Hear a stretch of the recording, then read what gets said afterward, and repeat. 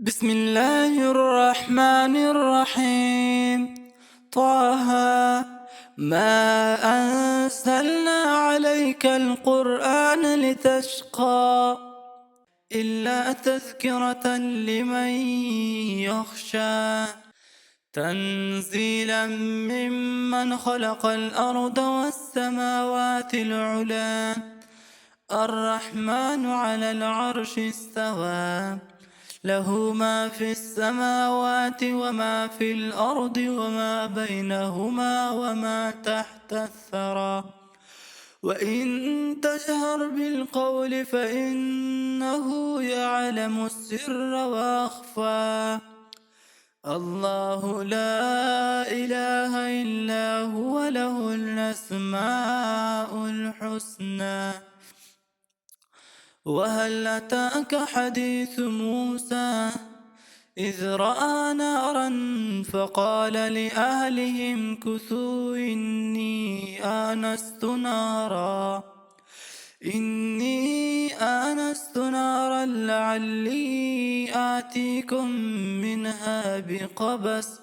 لعلي آتيكم منها بقبس أو أجد على النار هدى فلما أتاها نودي يا موسى إني أنا ربك فاخلع عليك إنك بالواد المقدس طوى وأنا اخترتك فاستمع لما يوحى إنني أنا الله لا إله إلا أنا فاعبدني وأقم الصلاة لذكري إن الساعة آتية أكاد أخفيها لتجزى كل نفس بما تسعى فلا يصدنك عنها من لا يؤمن بها واتبع هواه فتردى وما تلك بيمينك يا موسى قال هي عصاي أتوكأ عليها وأهش بها على غنمي ولي فيها مآرب أخرى قال ألقها يا موسى فألقاها فإذا هي حية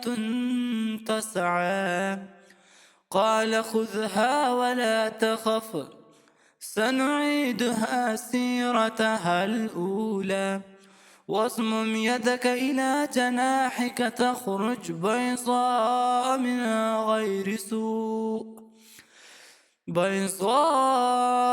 غير سوء آية أخرى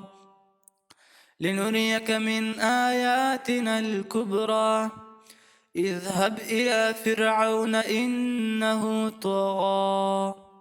صدق الله العلي العظيم.